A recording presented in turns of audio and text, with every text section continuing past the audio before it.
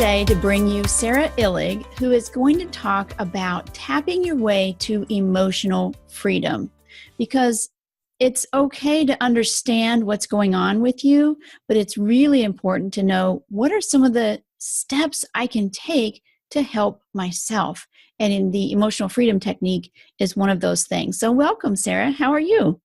Thank you so much. It's so great to be here. Yeah. Thanks for having me. Mm-hmm. I'm very excited about this because we've done this a little bit with my daughter, but I haven't yet done much myself. But I know there's a lot of scientific background and really interesting information about emotional freedom technique. But first of all, tell me a little bit about you and what you do. Well, I am a body worker and an energy medicine practitioner in Austin, Texas. I do work, however, all over the world with Skype sessions, sometimes phone sessions as well. I've been practicing healing work since about 1996, and I've been involved as an EFT practitioner since about 2005. Mm-hmm. I've worked with some PTSD war vets. I do a lot of work with relationships, overeating, PTSD, and I do also other general work with EFT, general issues. Okay. And we're going to dig into how that works a lot. And your website is emotionalfreedom.me, correct? Yes. Emotionalfreedom.me. Mm-hmm. Very good. And there really is a mind and body, emotion and body, physical body connection. And so maybe we can talk a little bit about that, understanding how that is. And when you are in emotional abuse, when you have been in emotional abuse, when you're getting out of emotional abuse, you typically have been traumatized. So first of all, let's talk about how do I know if I'm traumatized or even if I have PTSD. I mean, when I was, I've talked to some people and they're like, I don't want to have PTSD. I don't think I have PTSD, but maybe they do. So how do you know? What are some of those things, those indicators? One way to tell if you've been traumatized and you can't recover from something is if you keep repeating an event or memory in your head and you can't seem to get past it. That's one indicator that you've at least been through a traumatizing event. Right.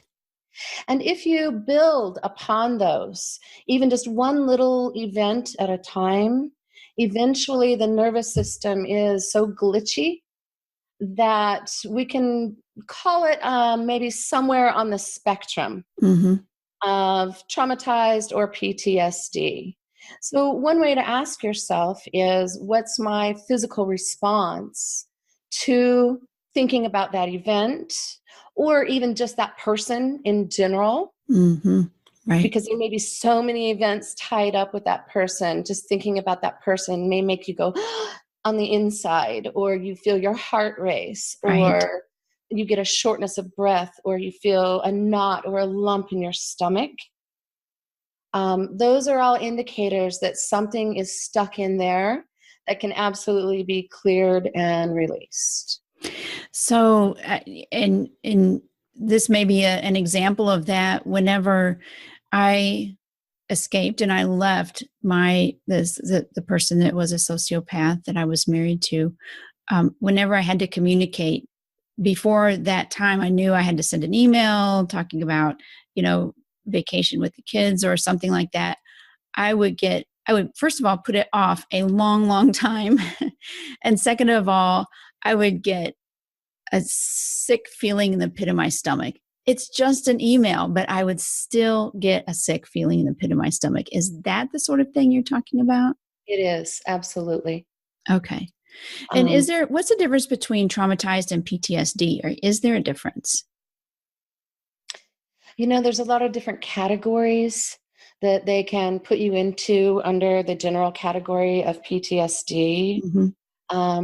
Honestly, I think that traumatized is, they're interchangeable terms in some way. Mm-hmm. And again, we may be somewhere very low on the spectrum of just feeling kind of nervous and anxious.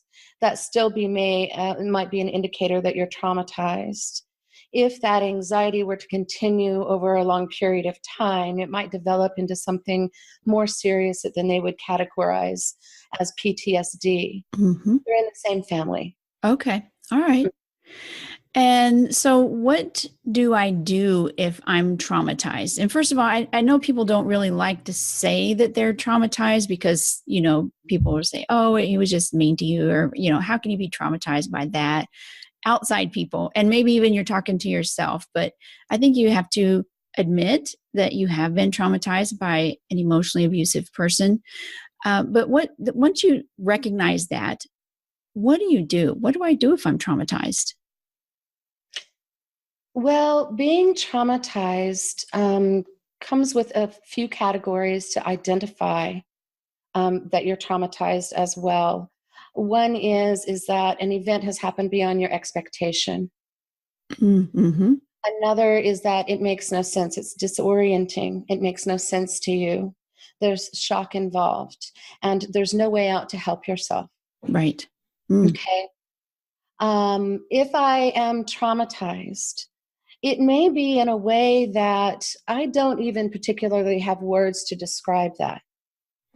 If I can find words to describe that, one method would be EFT, which we're going to visit Mm. here and use our words specifically to heal ourselves. Right. But if we don't have words for it, we can describe sensations in our bodies using EFT, but also there's other methods that help us rejuvenate and transform our brain waves into alpha and beta and theta waves.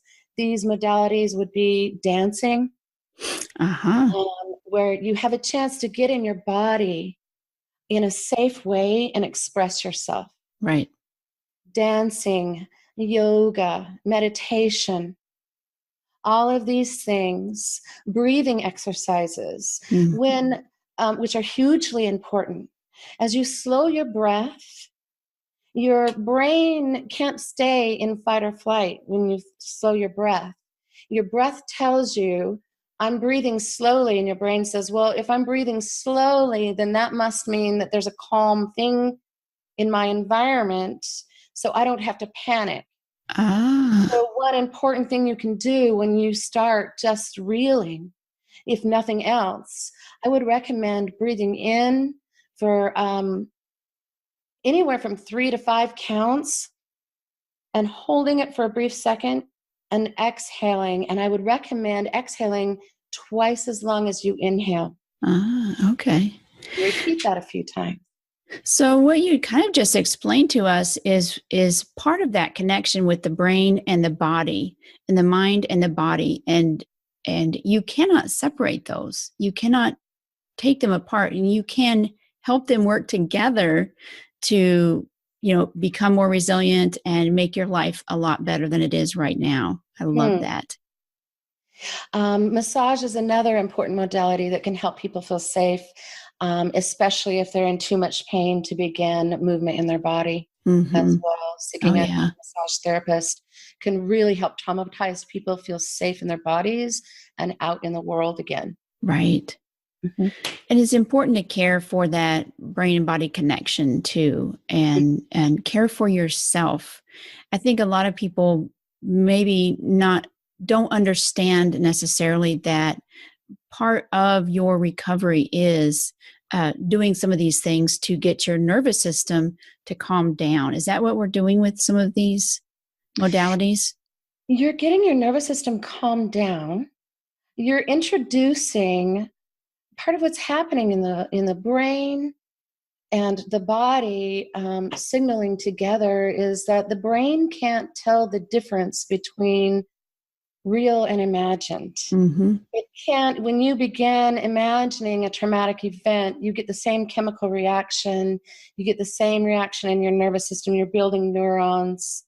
right? And you start getting a very visceral reaction. Mm-hmm. So not only are you just telling yourself you're calm, but as you introduce new awareness to yourself, you're introducing a new chemical mix for your brain. Mm. It leaves you of the old chemical addiction to the trauma. It can be an Right. actual addiction. Wow. And traumatized people will often tend to create events and instances in their lives that will re-stimulate that chemical addiction in their brain. So we have to break that cycle somehow, and we Mm-hmm. can use a multitude of techniques. You might want to use several of them, and you might have one that works so well for you, it's your favorite, Right. right? But we Right. want to break that cycle, and we want to introduce new brain chemistry, something new for the brain to say, I would like to have this instead of this. Right. Then we can reach that with EFT. But also meditation helps bring awareness to where we can start seeing our actions and saying, okay, well, I can see what's going on here. Now, what do I want instead? Mm. And then putting it in your body where your body can feel safe in movement and expression out Right. there in the world gives you autonomy again, which trusting yourself in your body is a huge sign of that you've done good healing work for yourself. Right. Oh, I love that. Mm. So let's talk about, let's talk about, let's not talk about EFT just yet. What happens? Because I know a lot of times we're in these traumatic situations. You have to communicate with, or you're even still in an abusive relationship, or you're getting out and you still have to connect with that person. And we get that fight or flight syndrome, and you're scared, and something, you kind of get that feeling, something's about to happen. But you can't fight, and you can't fly. So what happens when that fight or flight syndrome doesn't work? I would use an example. You were stating getting out of a relationship. Those things can be cyclic. Mm-hmm.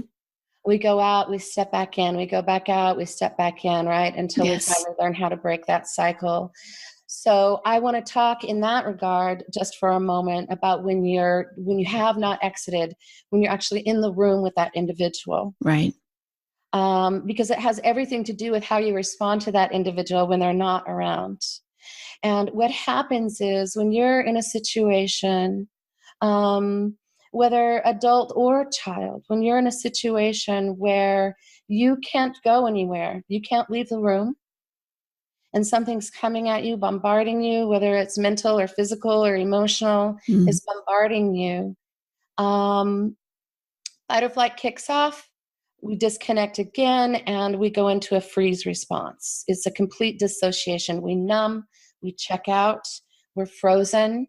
It's playing possum. If you've ever heard of a possum playing dead, Yeah. they're actually not playing. It's actually a real thing that their nervous system goes into, and it makes them appear as if they're dead. Their breathing slows down. They go into this comatose state. Right. And it's really a check out of their nervous system until the threat is gone. And so So that's we what go, happens to us.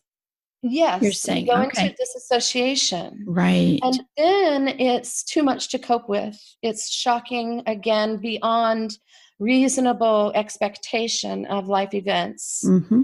We can't cope with that. We don't have anything to do with that. The body is shut down. So we want to put it in a little capsule, and we check out. We put it over here in a little container or a little capsule so that tomorrow we can cope with the fact that we're in a life or a family situation Mm. that that we feel that there's no escape or that we can't get out of. Right. So let me go back to a situation you were talking about. Um, when you feel like there's a situation you can't get out of, Uh-huh. or you feel like you don't have control of, or talk to me again about what is trauma in that. So it's beyond your expectation. Mhm. So, for example, and tell me if this is true, um, you cook a dinner and your spouse yells at you and said, I can't believe you cooked it like this. What, you know how I like to be cooked, like this, steak to be cooked. Why did you cook it like, and throws it? And that would be something that is traumatic. They're throwing a temper tantrum, but to the outside world, that looks like, oh, he's throwing a temper tantrum. Who cares? But when you are in there and you have been emotionally abused for weeks, years, decades, whatever, that's one of those traumatic situations where you kind of dissociate. Typically, would you say, is that true? Is that a good example? If you were trapped in the kitchen and you Okay. couldn't leave the room and excuse yourself for your own, I'm going to go take a time out and I need my own personal space now. Mm-hmm. Yes, you might begin checking out and numbing out. I want to draw attention here to that scenario because it is so common. And it's so commonly overlooked as to what's going on here, especially with the person who's coming at you. Mm-hmm. Okay. That person who is coming at you is acting and responding to life in a way that their nervous system originally got programmed. They were introduced to life and given a set of beliefs and a set of behaviors that said, this is how love works. This is how life works. Right.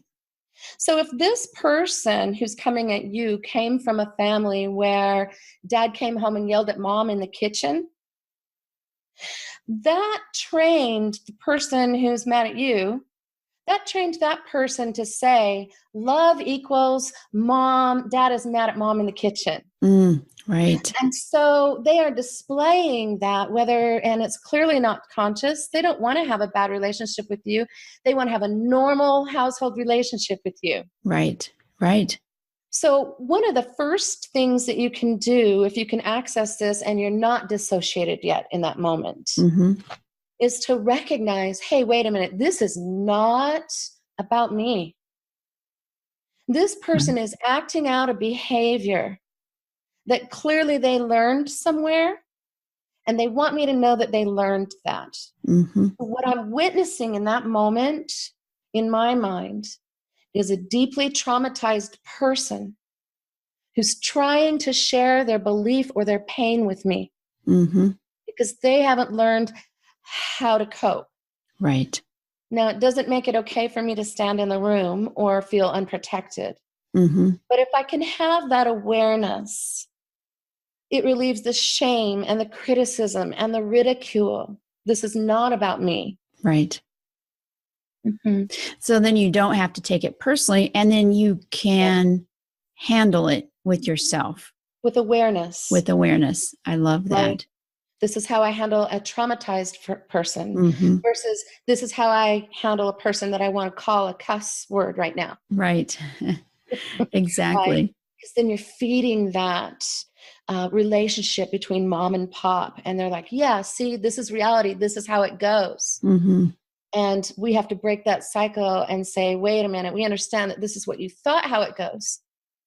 But that's not right. Now, with awareness and some other tools of safety of expression, getting in your body, now we have a choice. Right. And now I can choose what I want instead. And just as a side note, are your kids seeing, if you have kids, are your kids seeing this, and are they learning that this is what love is that mom and dad fight in the kitchen? It's a really good question. Yeah. And kids, all human beings, but let's just stick to kids for the moment. All human beings are blueprinting off of each other all the time. The younger the child, the more impressive they are. Yeah. And especially before the ages, I would say 6. Yeah. But there's consciousness that begins far beyond that. And so, yes, they're blueprinting. And so what happens with children often is that they dissociate and they put things in little capsules because they're witnessing that energetic exchange, right, between mom and pop in the kitchen. Right. And their whole body withdraws. Yeah. You have 2 ways of dealing with that trauma when you're introduced to it. You either act it out. Now the kid's angry at school and acting it out and trying to figure out what this frequency in their body trapped, the shock, trauma trapped in their body is, or they withdraw and they go completely away. Right. But oftentimes children will dissociate because when somebody's yelling or screaming at them or telling that they're wrong or screaming at their mother and their mother is their source of life and protection, there's no words for that. There's no words for it. Right.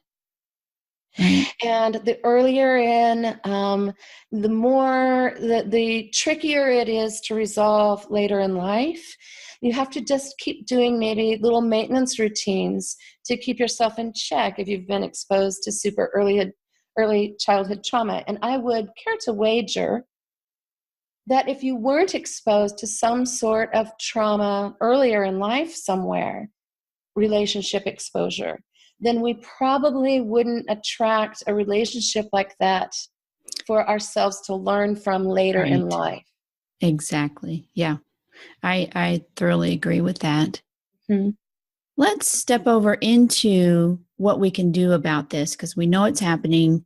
And you are an expert in the emotional freedom technique. So first of all, tell me what it is. What is EFT? It's my favorite part.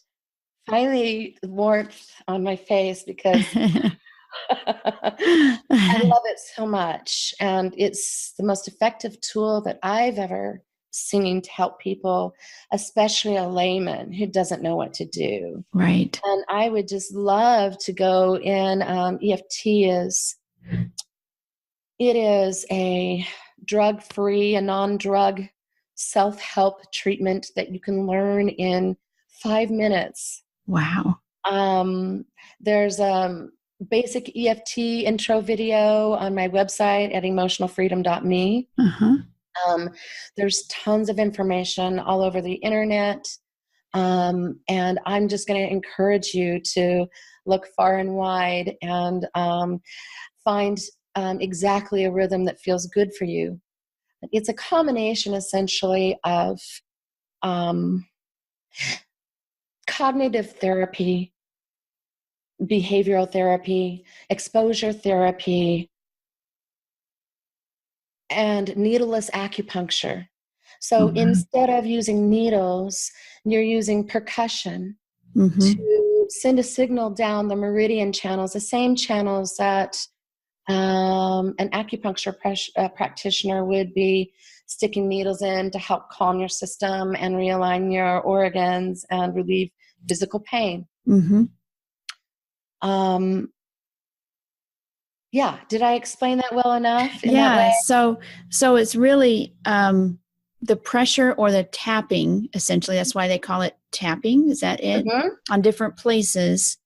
What does it do to your nervous system? It helps calm it down, or it helps? How does that work? So we're getting into how the nervous system is wired, and I don't want to get too complex with that. Yeah. So what I'll tell you is that the meridians correspond with different organs in your body. So remember before how we were talking about when I think of that person, I have a knot in my stomach. Yeah. The stomach meridian, we're using percussion to stimulate. It's like an energy highway that runs through your body. Of nerves, right? Is that what a meridian is? Okay, your nerves. Yeah, well, it's not your nerves. It's an energy highway. Okay. And it seems to correspond to, I guess, maybe the nervous system in some way, but it sends signals to your stomach, to your lungs, to your bladder, to your large intestine, to your heart, to your various organs in your body. And so, for instance, just to give you an example, they often will say, oh, my eyes are bigger than my stomach. Ha, ha, ha. The stomach meridian actually literally starts right here under your eye. Oh, wow. Literally connected under your eye. And if you were having a knot in your stomach, this is one place that you could tap on yourself briefly to Huh. send a signal to help calm that sensation in your stomach. Now, EFT is a system that I can show you of points that will work. It's also a way a way for you to experience and listen to your body.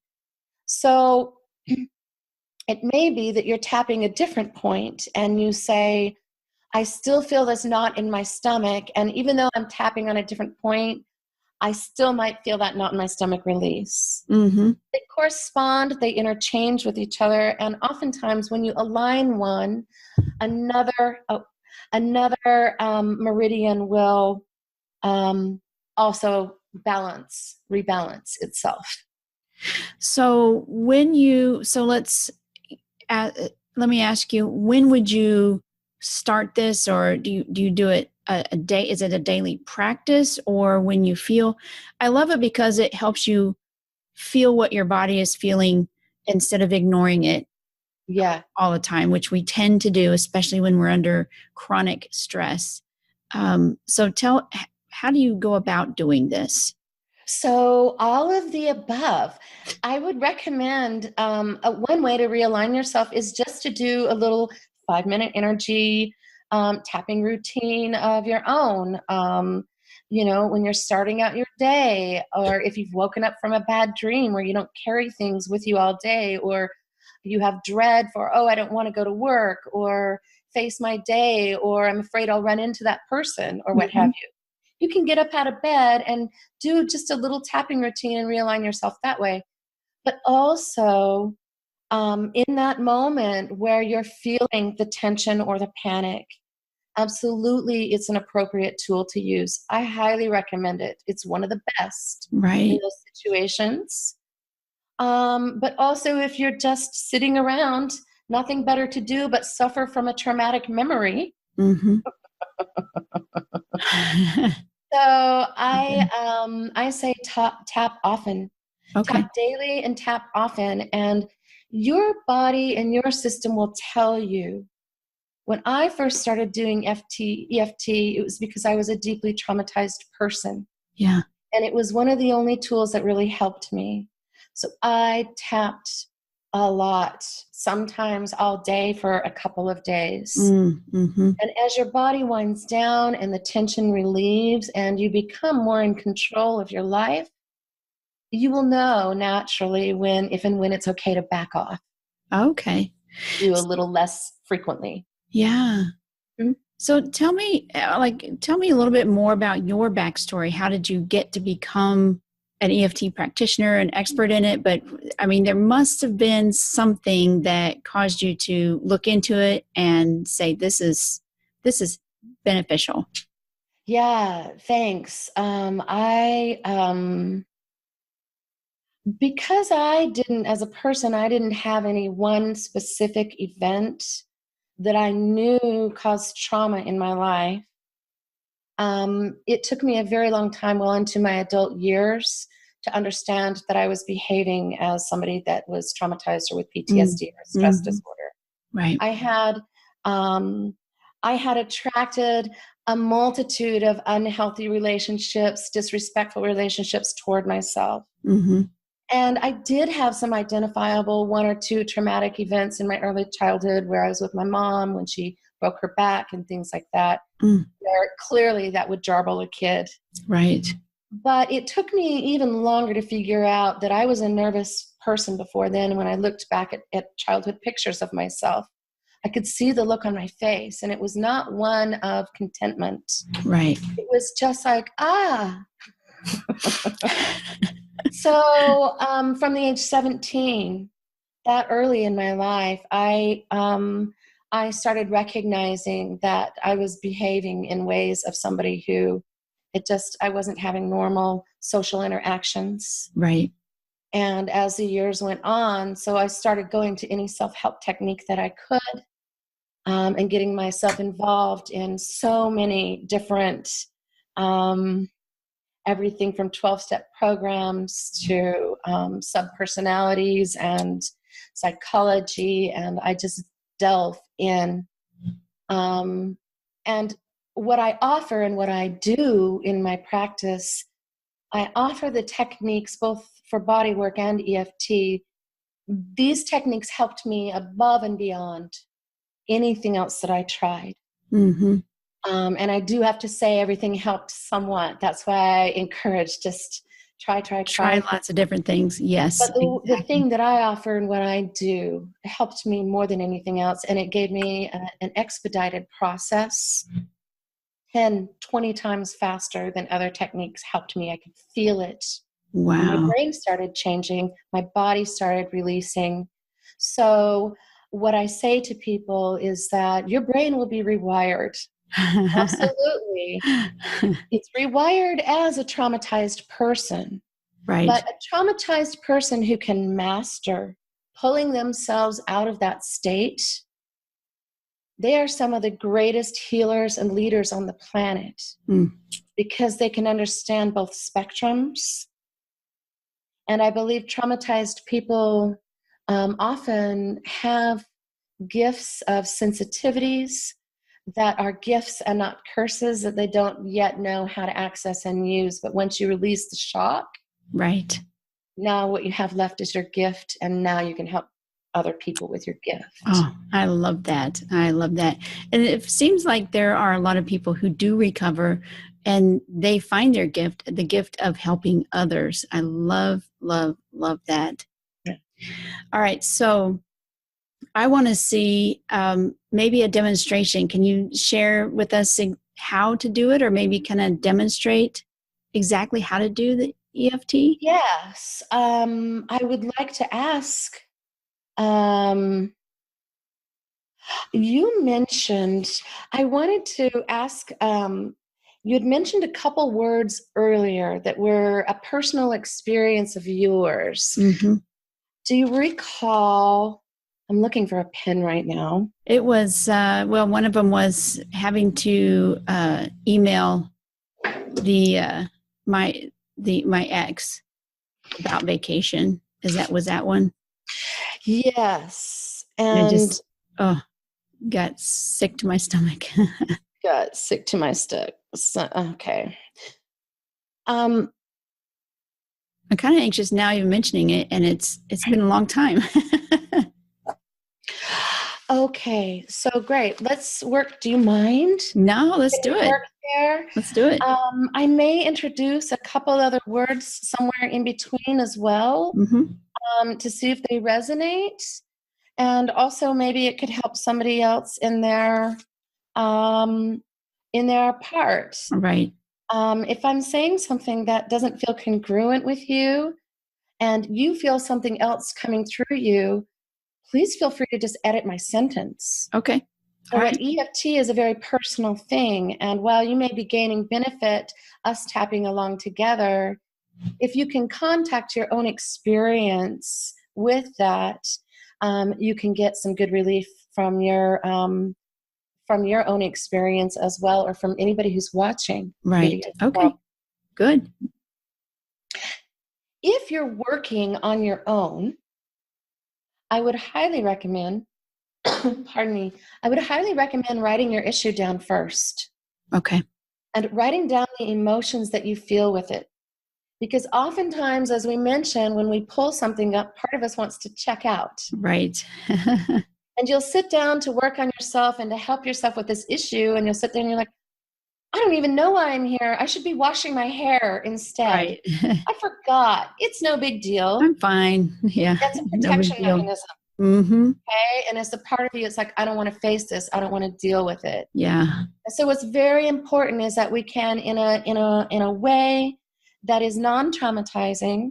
In fact, let's show you first some of the tearless trauma approach, where you can approach something that you're not looking forward to looking at, Okay. and do it in a way that doesn't bring up a bunch of stuff for you Okay. until you're ready to look at it.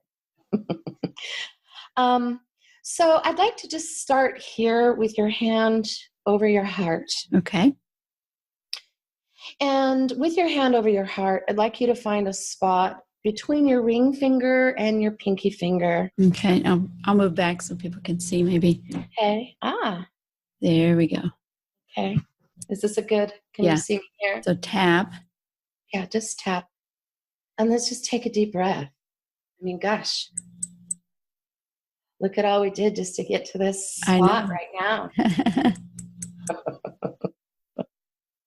So this is to help us get ready and to get the brain ready out of resistance so that we can actually get some relief and we aren't just working against ourselves the whole time, this grueling thing. So let's just say this. Let's say I don't even like thinking about my issue. Can you So repeat I that say after that. me? Okay. Yeah. I don't even like thinking about my issue. Uh-huh. It makes me sick in my stomach. It makes me sick in my stomach. Uh-huh. I still love and accept myself, I still love and accept myself, even with this sick feeling in my stomach. even with this sick feeling in my stomach. Good, just breathe. Do you have that sick feeling in your stomach? Can you feel it in there a little bit? Yes, I can.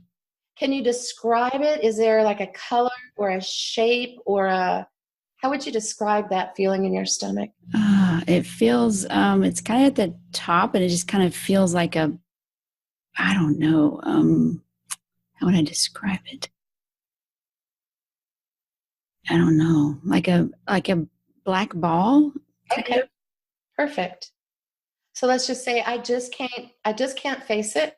I just can't face it. This black ball in my stomach This black ball in my stomach and everything it means. and everything it means. All those times. All those times. I deeply and completely accept myself. I deeply and completely accept myself. I really, really mean it. I really, really mean it Until I really, really do it. until I really, really do it.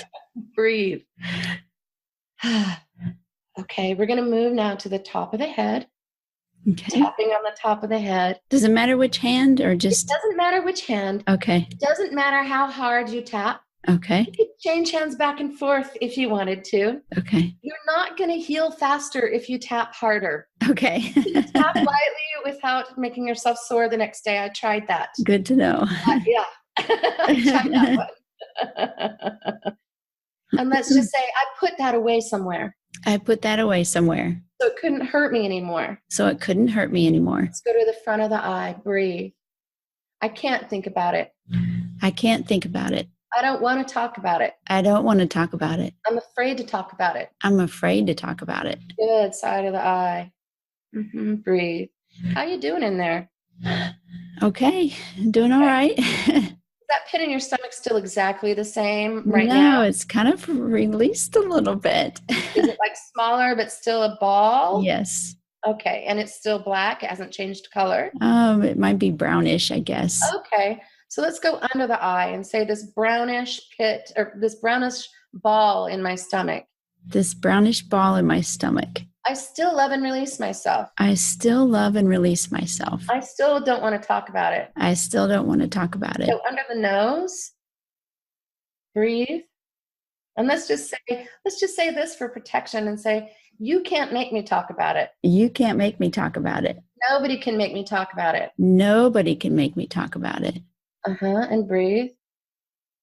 And the point is either here or here on the chest where the clavicle connects to the sternum. Some people tap on one side or the other. I often do a little Jackie Chan claw where I tap on both of them. I see people tapping on both sides at the same time here. Okay. Whatever feels good and best to you. Okay. And so let's just say there are no words to talk about it. There are no words to talk about it. I cannot describe this pain. I cannot describe this pain. This feeling in my stomach. This feeling in my stomach. Good. Let's go to the side seam of the body and tap here. Okay. I deeply and completely accept myself.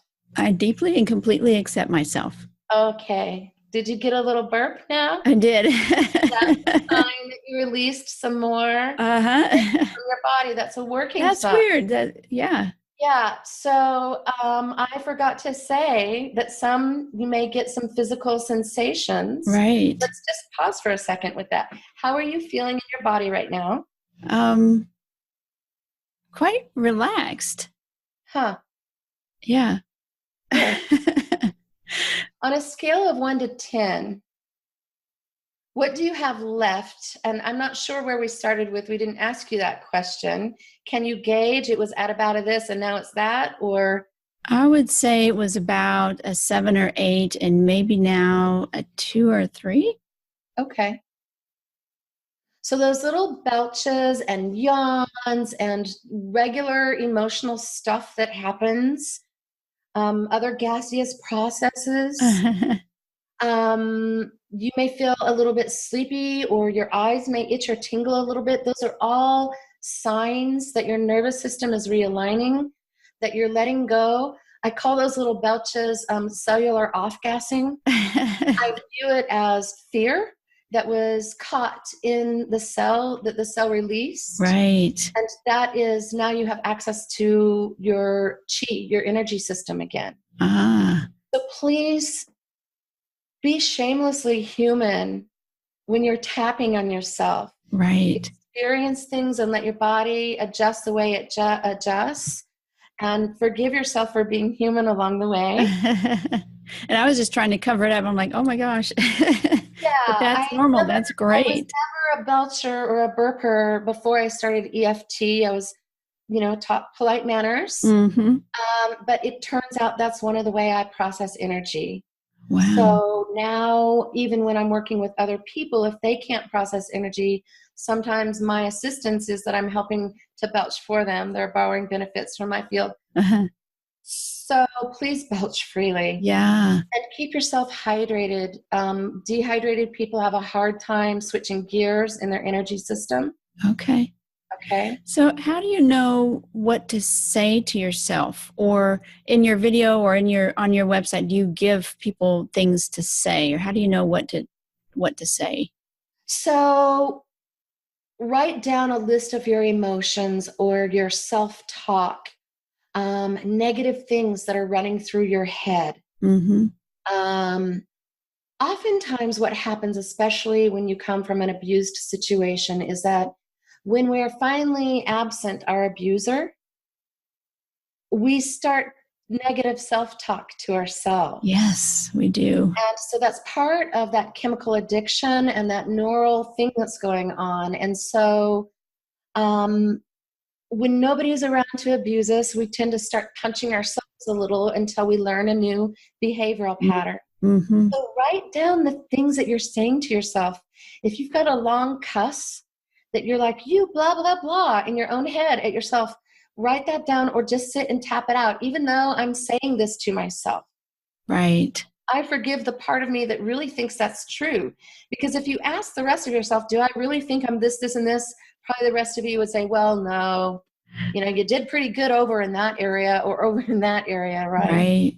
And if you've just got nothing left for yourself, it might be a good idea to ask a practitioner for an independent session where they can come in and help you sort some things. Mm-hmm. The other way is to do what we did just now, and I may circle back around to that very quickly, of just asking your body, how do I feel in my body? Because even if you don't have words for it, the Right. tightness in my neck, the lump in my throat, my racing heart, Mm-hmm. your subconscious is so powerful. Yeah. That it knows what you're talking about when you say all of those times that hurt me in this way, your subconscious knows. Mm-hmm. So even if you can access the big one that's bothering you, all of those other little ones may unwind along with it. Right. Yeah. That's why I can just think about that knot in my stomach and get results. So now I want to ask you this, because I'm asking you something now. Okay. And that is that 2 or 3. Can we go back there to that 2 or 3? Mm-hmm. Okay. And access it in your stomach. Access it and ask yourself, is there one thing standing out to you that it's like, that's a 2 or 3, and I think about this when it's that 3? Is there a thing or an event or just a sensation or a...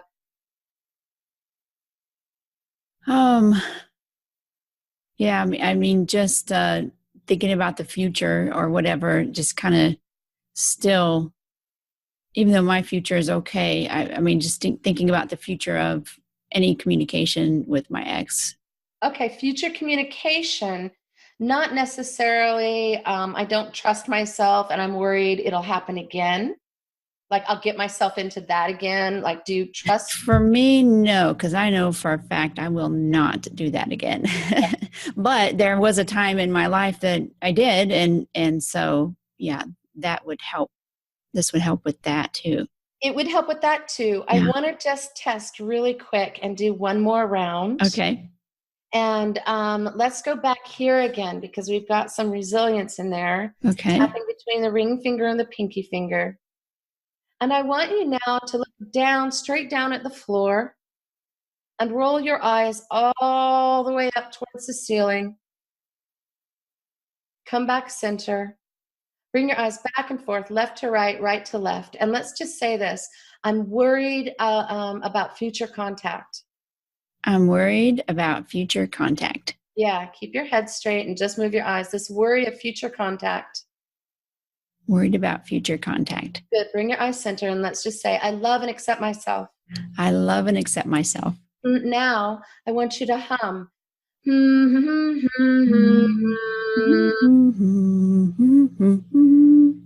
Count 1, One, 2, two, 3, three, 4, 4, 5. 5. Hum again.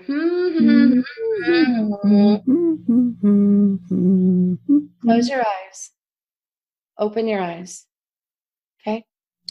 Let's go to the top of the head and say this worry This worry of the future. of the future. I still accept myself. I still accept myself. I accept I have this worry. I accept I have this worry. I might always have this worry. I might always have this worry. Go right over the eyebrow up here. I love and accept myself. I love and accept myself. Especially because I have this worry. Especially because I have this worry Of future contact. of future contact. I'm willing to love and release myself. I'm willing to love and release myself. So I can think of something new. But I can think of something new. Good. Let's go under the nose, down to the chin, on the chest, side seam of the body. And let's just rest for a minute and take a breath.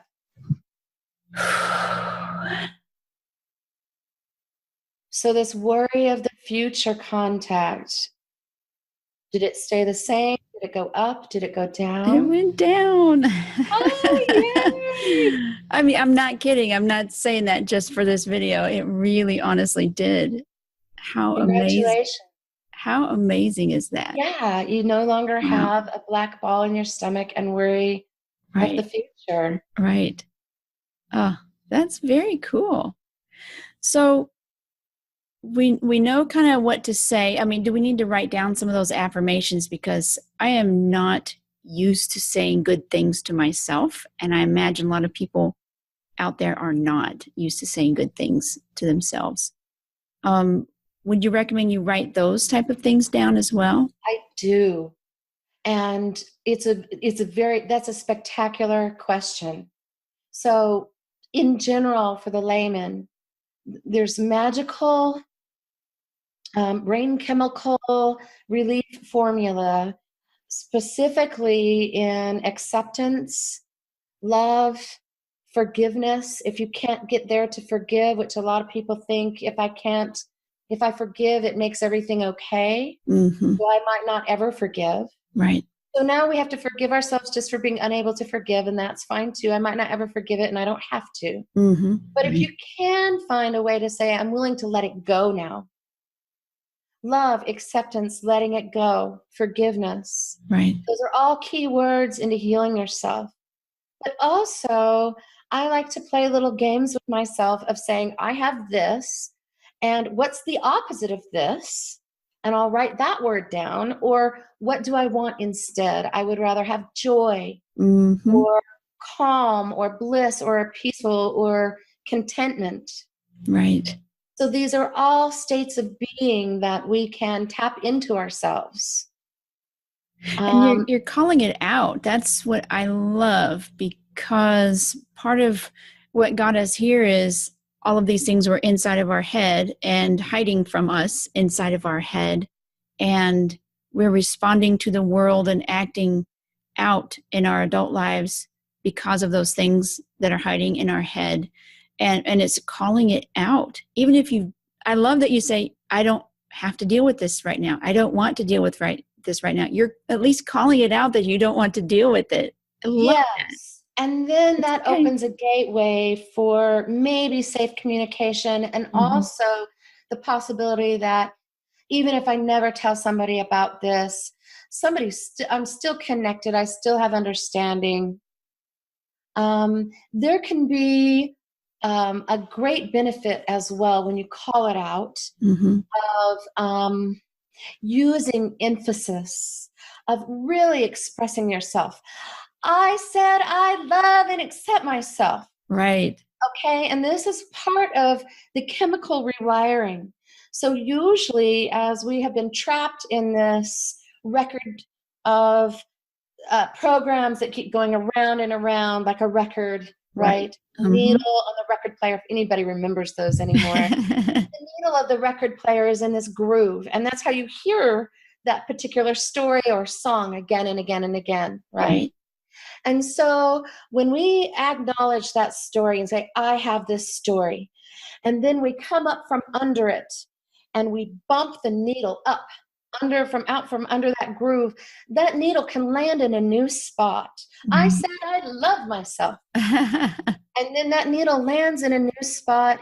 And now we have the opportunity to create a groove of a song that we would rather hear instead. Right. And we start repeating that song and that story to ourselves And until that's it going to help our becomes, future selves, our current and future selves, when you yes, tell yourself yes, a new story. yes, Oh, yes. I love this. Sara, this has been amazing, an amazing interview, and you're an amazing person. Thank you for all the work that you are doing to help other people in this area. I appreciate it. Thank you so much. And I appreciate the opportunity to be here to share and to serve the larger community. Yeah. And So I hope, go ahead. I was just say, tell us again where we can find more about you and more about EFT. Okay, emotionalfreedom.me. You can find a wellspring of information there. There are links, there are videos, there are success stories, and some demos will be available there as well. So I hope to see you at emotionalfreedom.me. And I encourage everybody, even if this is the first time you've heard of it, or you've kind of heard of it and thought, oh, that's a little strange, try it out. It really is amazing. All Thank you. right. Thank you, Sara.